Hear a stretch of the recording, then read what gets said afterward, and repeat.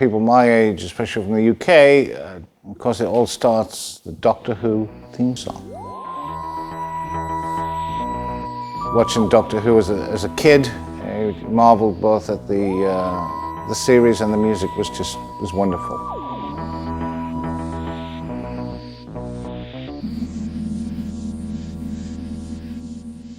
If there was any articles on synths, it was rare and it was usually wrong.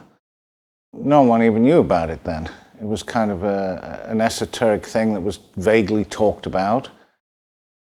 If one was shown on TV, it was like, to me, the most exciting thing around. It was just, that was the cutting edge technology of its day.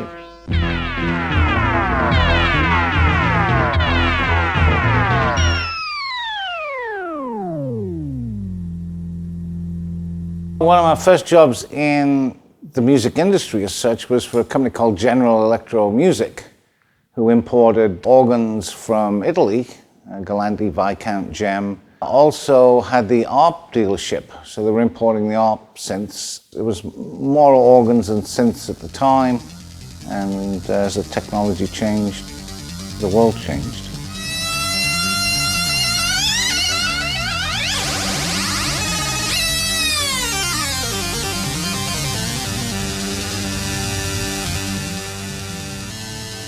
Well, of course, worked with Floyd. The first touring gig I ever did was Floyd, Tour of France in like '74. Britannia Row was Floyd's hire company. So working for them, that's how we met Vangelis, The Clash. And that Sweet tour we were out with Bob Seger. And in fact, my last tour was The Wall.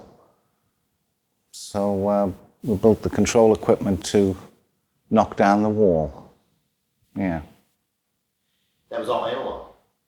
No, that was digital, but it wasn't microprocessor digital. But I always felt that I was going to specialize in analog and not the digital world. If I was going to develop and work on digital products, the main aspect of it is programming, rather than hands-on with circuit boards and the analog components. Every piece of equipment has its own sonic footprint. Germanium transistors have a certain sound, silicon transistors have a certain sound, the early ICs have a certain sound.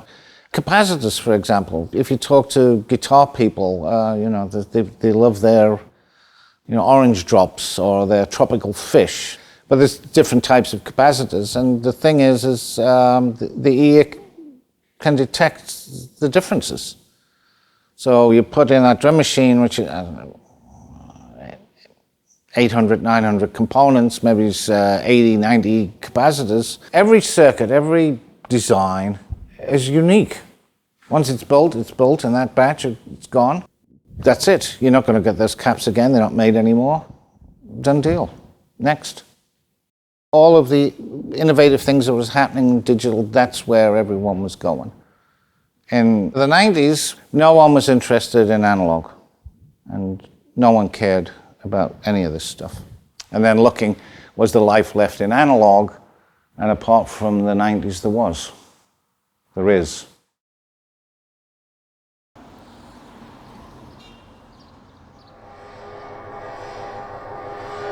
I mean, the Eurorack world and that whole thing is fabulous. It's great. Where they were copying older designs, now there's new stuff and new ideas and new modules, and it's great.